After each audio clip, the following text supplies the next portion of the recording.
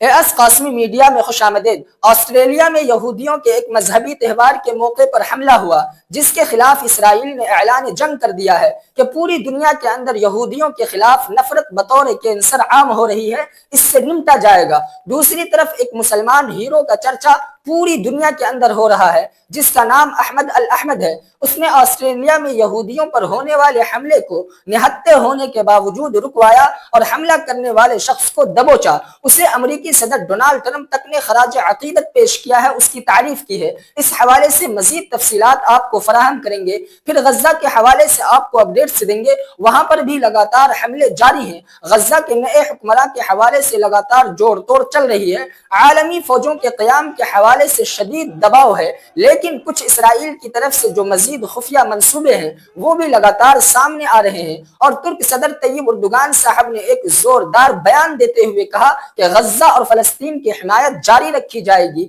और फलस्तीन की रियासत और गजा के लोगों को अदल इंसाफ दिलाकर रहेंगे। अमेरिका हमारी बात मान चुका है और जल्द वो वक्त आने वाला है जब फलस्तीनियों को अदल इंसाफ मिलेगा। इस हवाले से मजीद खबरें हैं, मजीद तफसीलात हैं जो आपके सामने अभी आ रही हैं। मैं खबरों के आगाज से पहले गुजारिश करूंगा कि अगर आप इस चैनल के ऊपर नए हैं या अभी तक आपने हमारे इस चैनल को सब्सक्राइब नहीं किया है, तो दोनों सूरतों में हमारे इस चैनल एएस कासमी मीडिया को जरूर सब्सक्राइब कर लें, ताकि आपको हमारी तमाम खबरें मिलती रहें। आगाज करेंगे आज की सबसे बड़ी खबर से, वो ये कि गुज़श्ता रोज ऑस्ट्रेलिया के इलाके बूंदी बीच में, जो कि सिडनी के अंदर वाक़ है, वहां पर एक दहशतगर्दाना हमला होता है। और उस हमले में बुनियादी तौर पर जो हनुक्का के नाम से एक सेलिब्रेशन इवेंट था, यहूदियों का जो त्यौहार था, वो वहां पर चल रहा था। और ये भी बताया जाता है कि दो लोगों ने हमला किया। ये स्काई न्यूज की रिपोर्ट मेरे सामने है, जिसके अंदर तस्दीक है ऑस्ट्रेलियन पुलिस की जानिब से कि दो लोग थे,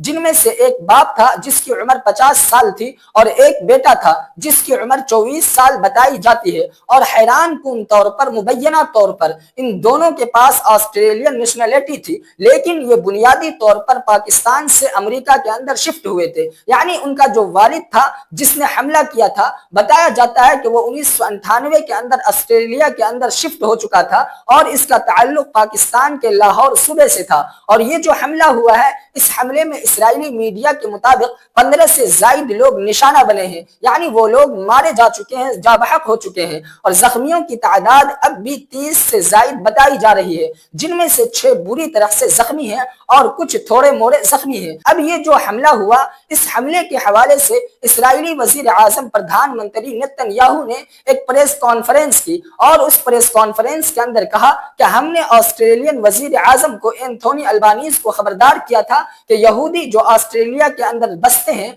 उन पर हमला हो सकता है, उनको टारगेट किया जा सकता है, लिहाजा उनकी हिफाजत जरूरी है। और यहूदियों के खिलाफ पूरी दुनिया के अंदर नफरत फैल रही है। नेतन्याहू ने प्रेस कॉन्फ्रेंस के अंदर कहा कि ऑस्ट्रेलिया ने हमारी बातों पर ध्यान नहीं दिया, तवज्जो नहीं दी, और नतीजा आज पूरी दुनिया देख रही है। और नेतन्याहू ने अपनी इस प्रेस कॉन्फ्रेंस के अंदर कहा कि जो फलस्तीन की सपोर्ट है, जो फलस्तीन की हिमायत है, उसकी वजह से आलमी सतह पर यहूदियत से नफरत और दुश्मनी फैली है। और ये एक कैंसर है जो यहूदियों को खत्म करने के हवाले से पूरी दुनिया के अंदर आम हो रहा है और हम इसको खत्म करेंगे, इससे हम खुद निपटेंगे। ये इस्राएली वजीर आजम प्रधानमंत्री नेतन्याहू की प्रेस कॉन्फ्रेंस का खुलासा है। अब जिस शख्स ने इस हमले के दौरान हीरो का किरदार अदा किया है, अहमद अल अहमद, ये एक मुसलमान ऑस्ट्रेलियन है जो बुनियादी तौर पर शाम से ताल्लुक रखते हैं। अहमद अल अहमद की उम्र 43 साल बताई गई है और उनके 2 बच्चे भी हैं। उन्होंने निहत्थे होने के बावजूद हमला आवर शख्स को पीछे से जाकर दबोचा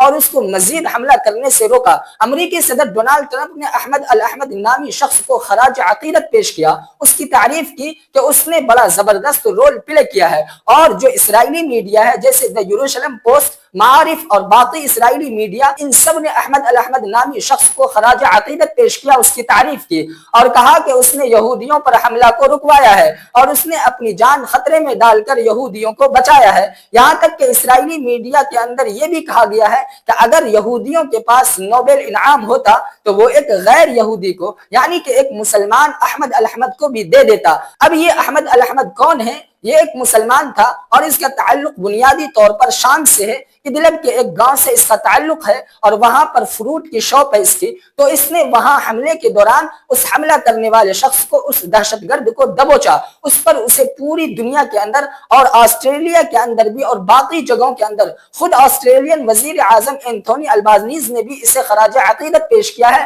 اس کی خوب تعریف کی ہے، لیکن اسرائیلی وزیر اعظم نے نتن یاہو نے جان بوجھ کر یا غلطی سے یا جس طرح سے بھی اس نے کہا کہ وہ ایک یہودی تھا جس نے وہاں حملہ کرنے والے شخص کو دبوچا، جو کہ ایک طرح سے حقیقت کو جھٹلانے کی کوشش تھی، حقیقت کو جھٹلانے کا پریاس تھا۔ خود اسرائیلی میڈیا اور سوشل میڈیا پر اس کی شدید تنقید اس حوالے سے ہو رہی ہے۔ اب یہ حملہ کس نے کروایا ہے، اس حوالے سے مختلف طرح کی قیاس آرائیاں چل رہی ہیں میڈیا کے اوپر۔ کچھ رپورٹس کے مطابق اس حملے میں داعش کے ملوث ہونے کا امکان ہے، یعنی ISS کا، اور بعض رپورٹس بتاتی ہیں کہ جو حملہ آور شخص تھے، جو دہشت گرد تھا، ان کی گاڑیوں سے ISS کا جھنڈا ملا ہوا، فلیگ ملا ہوا ہے، یہ بھی رپورٹس کے اندر کلیم ہوا ہے۔ اس کے علاوہ ایران کا اس حملے سے کیا تعلق ہے، اس حوالے سے انویسٹیگیشن لگاتار چل رہی ہے۔ میرے سامنے باقاعدہ رپورٹس موجود ہیں اسرائیلی میڈیا سے کہ اسرائیلی خفیہ ایجنسیز ایران کے ملوث ہونے کی واقعات کی تحقیقات کر رہی ہیں۔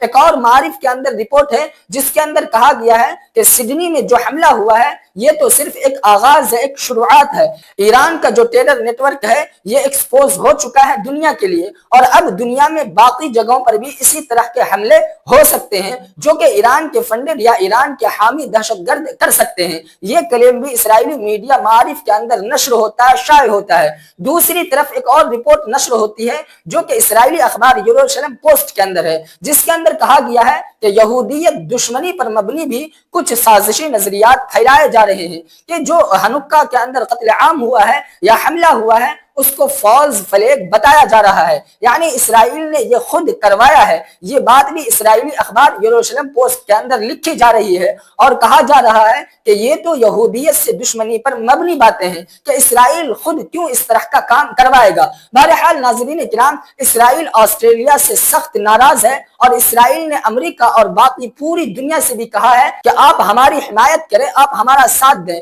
کہ دنیا بھر کے اندر جو یہودی ہیں ان کے خلاف کیوں اس طرح کی باتیں ہو رہی ہیں اور فلسطین کے مسئلے کو اتنا زیادہ اجاگر نہ کیا جائے، یہ نتن یاہو نے کہا ہے۔ یعنی اس کی وجہ سے یہ سارا معاملہ ہو رہا ہے۔ نتن یاہو نے اپنی پریس کانفرنس کے اندر یہ بات بھی کہی ہے، لیکن ناظرین کرام، فلسطین کے اندر، غزہ کے اندر جو اسرائیل نے پچھلے 2 سالوں کے اندر کیا ہے، جس کی وجہ سے نتن یاہو کو خود اسرائیل کے اندر بھی ملامت کا سامنا کرنا پڑ رہا ہے، ندامت کا سامنا ہے، اس کے خلاف احتجاج ہوتے ہیں، پروٹیسٹ ہو رہے ہیں، سروے بھی ہو رہے ہیں کہ اسے عہدے پر نہیں رہنا چاہیے، وہ بدعنوان شخص ہے اور اس کی وجہ سے عالمی سطح پر اسرائیل تنہا ہوا ہے۔ اسرائیل کے سابق وزرائے اعظم اہود باراک کا، اہود اولمرٹ کا، نفتالی بینٹ کا، اور اسی طرح سے جو وہاں کی اپوزیشن لیڈر ہیں، ہائی لیول سابق وزیر اعظم بھی وہ رہ چکے ہیں، ان سب کا یہی موقف ہے، یہی نظریہ ہے، اور وہ نتن یاہو کو اس حوالے سے ذمہ دار سمجھتے ہیں کہ دنیا کے اندر اسرائیل کے خلاف سب سے زیادہ نقصان نتن یاہو نے اسرائیل کو پہنچایا ہے۔